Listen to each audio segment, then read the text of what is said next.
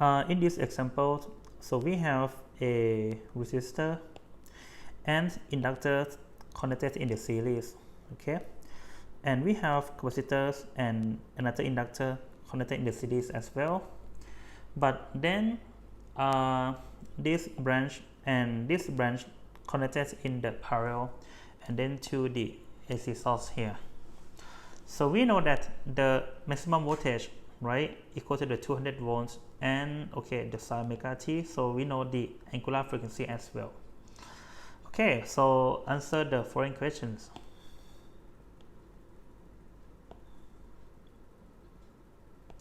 So now for the part A, find delta V naught, the omega, the XC, XL1 and the XL2. Delta V naught of the source, right? So that's just simple. It's just this value, right? The 200 volt. So we get the delta V naught equal to the 200 volts already. And then the omega, okay? We have the sine of the omega t. So then we get that the omega equal to the 100 pi radian per second. Now for the XL. From equation the for the XC, right? The XC is just equal to the 1 and then over the omega times the C. Okay, so let's just plug in the number. 1 over the omega is equal to the 100 times the pi, and the C, this is what? The C equal to this value, okay? Just equal to the 1 over the 6,000 times the pi. So here we have that the XC just equal to the 60 ohm. Later, the XL1 for the first inductor, right? So it's here, the L1 is here. Okay, so the equation is the omega times the L1, right? The omega just the 100 times the pi. And now for the L1 equal to this value. So it's just the 8 and then over the 100 times the pi, which is equal to 8 ohms. Finally, for the XL2 equal to the omega and then times the L2 equal to omega just the same 100 times the pi. Now for the L2 is here, okay, 1 over 10 pi.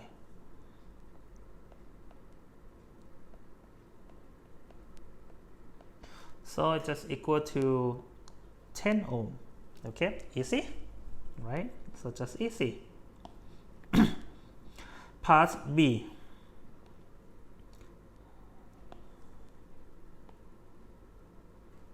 Okay, so now for the part B, we just want to find the current and the phi1 of the first branch. The first branch is here. We just want to find the current as a function of the times t, and we just want to find the phase difference between the current and the delta V here. But don't forget that this branch is connected in the parallel with the AC source, right?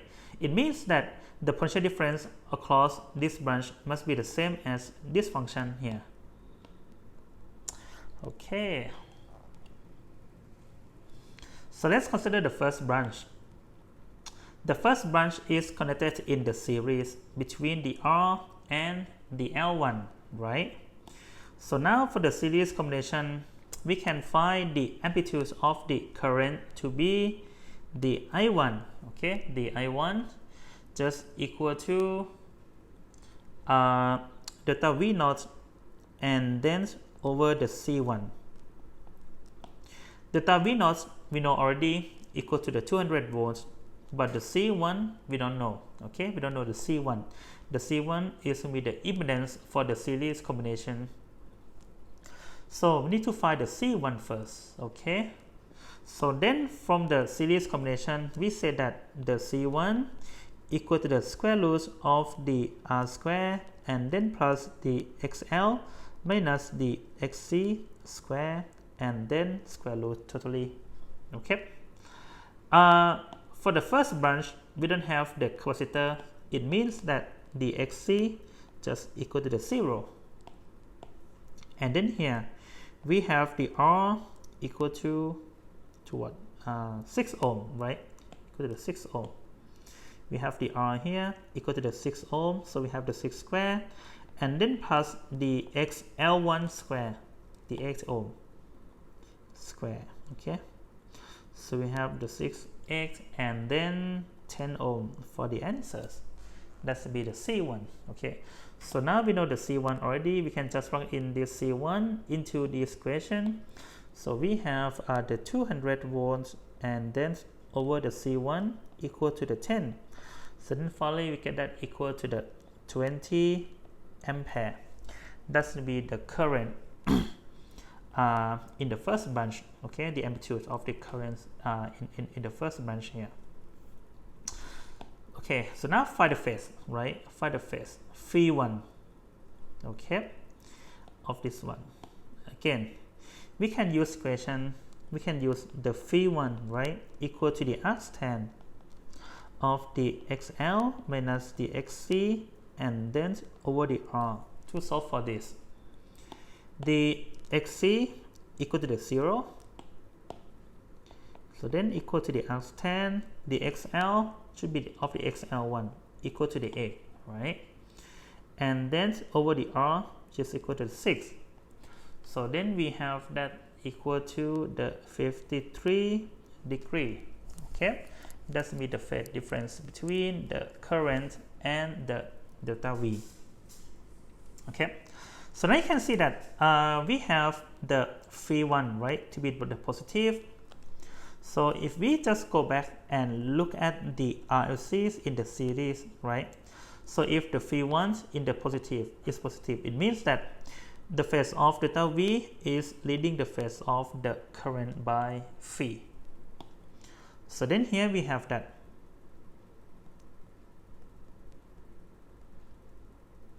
Okay, we have that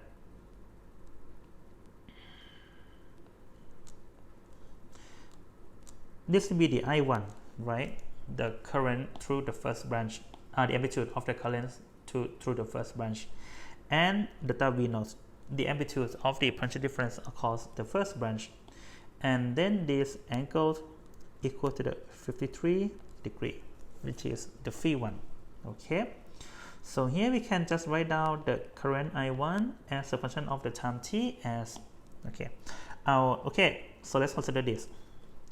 In this question, it just gives you delta V, right, equal to the 200 volts and then times the sine of the omega t. It gives you this function already, but now we just want to write down the function of the current I1. So now from this phasor diagram, right, you can see that the phase of the current I1 is lagging the phase of the delta V by the 53 degree. So in this case, you will get that it's going to be the sine, okay, of the omega t, which is the 100 pi times let me just write down as the omega t. Okay, and then minus the 53 degree. Okay, because for the delta V, right, the phase is just the delta the 100 pi times t, and then the phase of the current is lagging the phase of the delta V naught by the 53 degree. So that's why this must be negative sine. Okay, so this is important. Don't forget this. Now part C.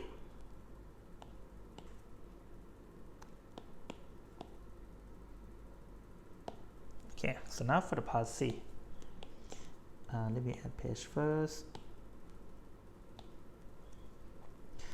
So here, we just want to find the current and the phase difference, right, of the second branch. The second branch consists of the capacitor and an inductor, okay, with the C and the L2. So we don't have the resistor in the second branch. Then again, the C and the L2 connected in the series. Then we can follow the step from the part B as well, right? So let's find the C2 first. equal to the square root of the square, and then plus the xl minus the xc, and then square, okay, equal to. So now for the r equal to the 0, right? And the square root of the square is just equal to the absolute value, right? Absolute value of the xl. xl is what?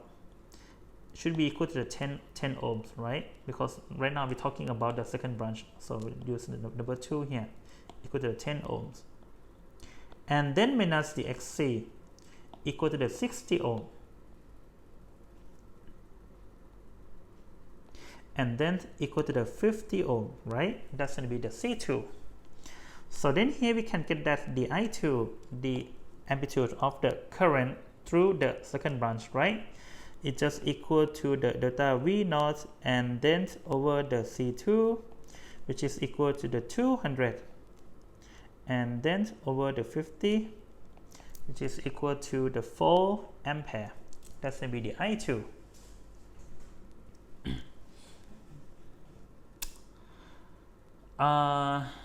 Okay. And then the phi, right? The phase difference. I mean, in my opinion, the best way to show this should be with the picture, with the phasor diagram. It should be easier to show this one. So we say that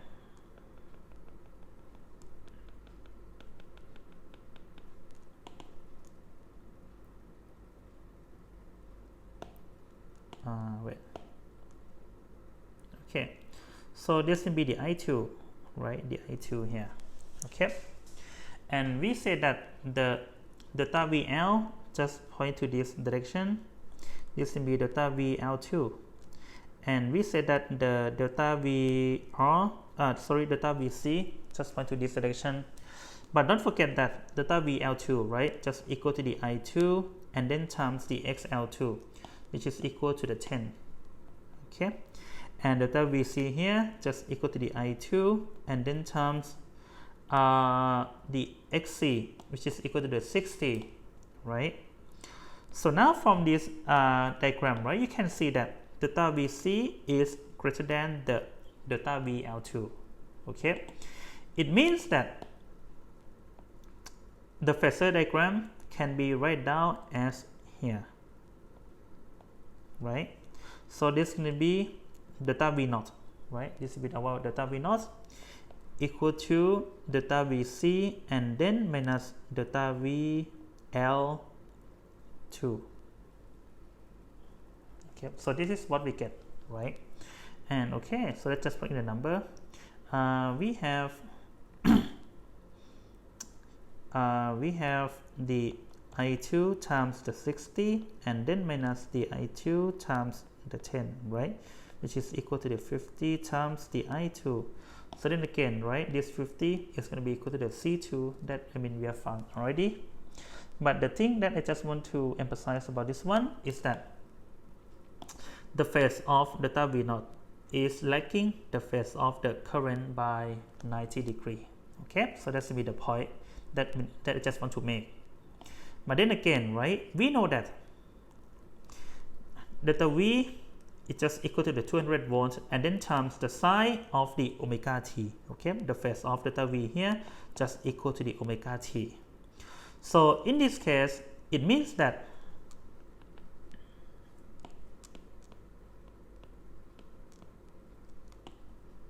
the I2, the current through the second branch, is going to be equal to the amplitude equal to the 4 ampere, right?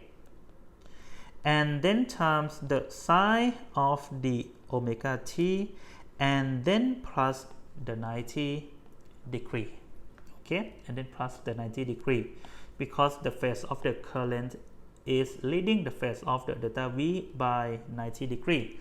So that's why we need to end up this one. Okay, so now part D.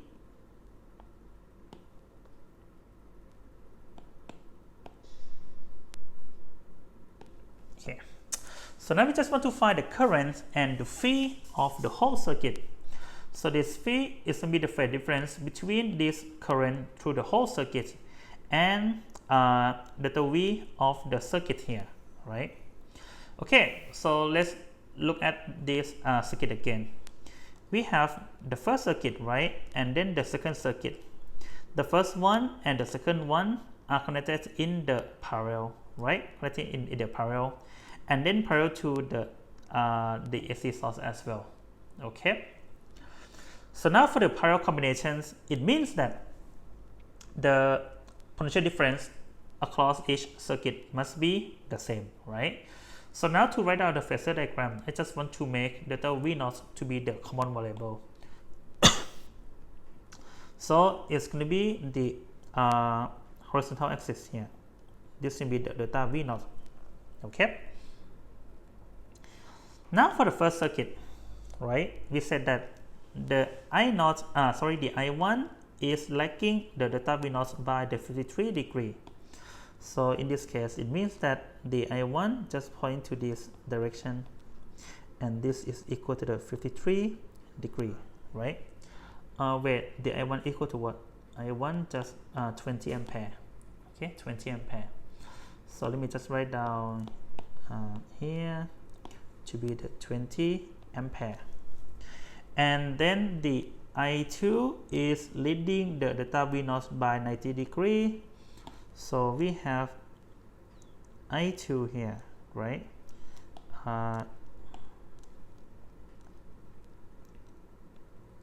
The I2 here, it just equal to the 4 ampere, right? Okay. Then again, right, we need to break this vector into the horizontal and the vertical components. So we can get this one for the horizontal one and this for the vertical one. So here we have the 20 cosine 53 degree, and we have the 20 times the sine of the 53 degree. Okay. So now let's combine these two as a vector. Let's just start from the horizontal one, the IH, right? The IH we have only this, okay, which is equal to the 20 times the cosine of the 53 degree, which is equal to 12 ampere. And we have the I vertical, okay, we have the I vertical. Which one is greater? Okay, so we have the 4 ampere. And then minus this, okay, so we have the 20 sine 53 degree, which is equal to minus 12 ampere, okay, minus sine. It means that this one is greater than this one. Okay, then let's write down another phasor diagram, right? I mean, to wrap up everything, we have this, the delta V0, right? And then we have the IH just point to this direction equal to 12 ampere, and we have the IV just point to this direction, right? Because this thing is greater than this thing, so this equal to the 12 ampere as well. So now we need to combine the IH and the IV together. Okay, so we need to combine the IH and the IV together. Then it is this vector. Okay, so these two sides just the same, right? 12 ampere. So it means that this is going to be equal to the 12 and the square root 2 ampere. This is going to be the I0. It is the our I0 here. And now this angle is going to be equal to the 45 degree. Okay. So now from this phasor diagram, you can see that the current, the phase of the current is lagging the phase of the delta V by the 45 degree, right? So then here we can say that the IT is going to be equal to, okay, the amplitude of the current, the 12 square root 2 ampere, right? And then times the sine of, okay, for the delta V, we have the phase equal to the omega times the t here. So then in this case, we have the phase equal to the omega times the t, and then minus, right? Minus 45 degree, because the phase of the current is lagging the phase of the delta V by the 45 degree. So that's why this must be minus psi.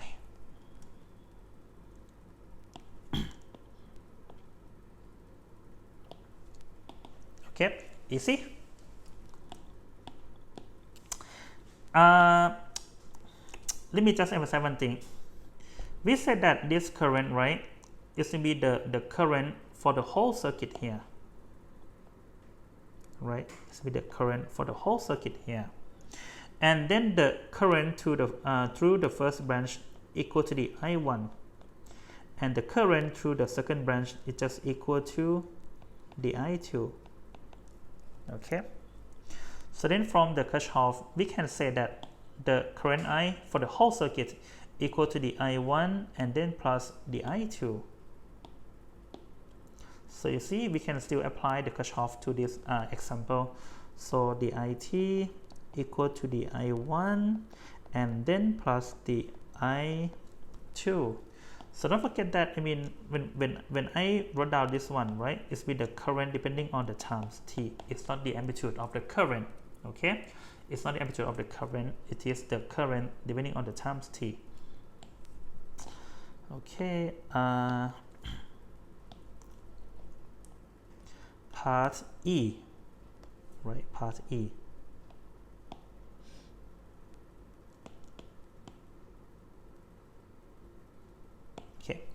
So now we just want to find the power dissipated in the circuit. Okay, so dissipated in the circuit, it means that we just want to find the power loss via the circuit.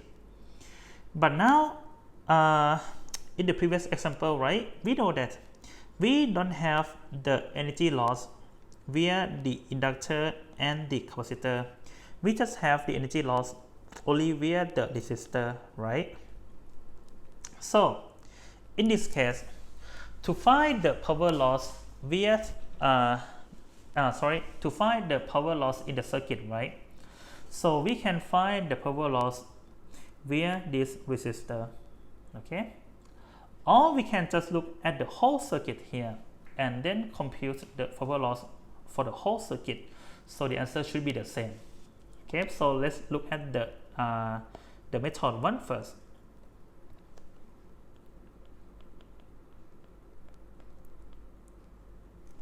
Okay, so if we just look at the R, right? Because we said that we have only one R in the circuit, so the power loss in the circuit must be from this R, right? Okay.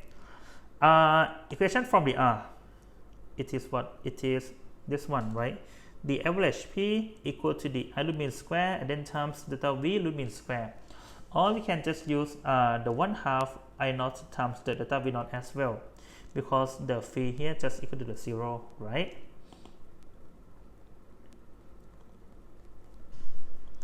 Okay, let me just say the PR equal to the 1/2 and then current through the R, right? It's just equal to the I1, okay?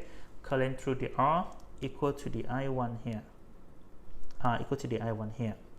And the potential difference across the R, right?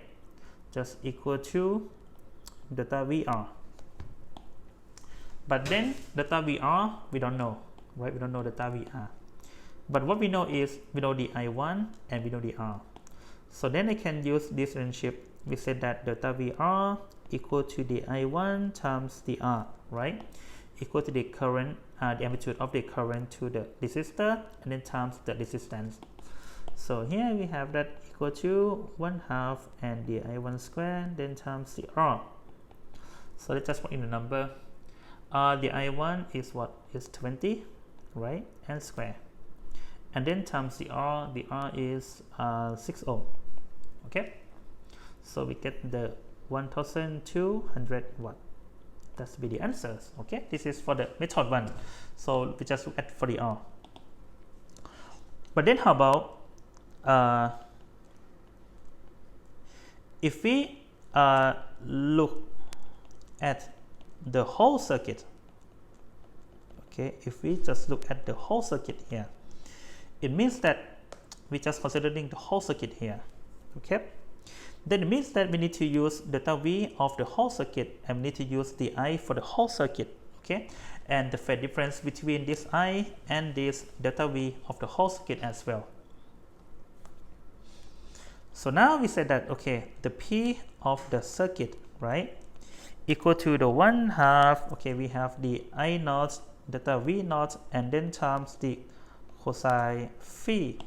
So don't forget that this I naught, right, is going to be the amplitude of the current through the AC source, and delta V here is just going to be the amplitude of the potential difference across the AC source, and the phi just be the phase difference between the I and delta V.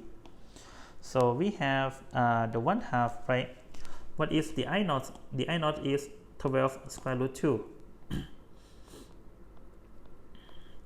And delta V naught equal to, equal to the 200 volt, right? Equal to the 200 volt.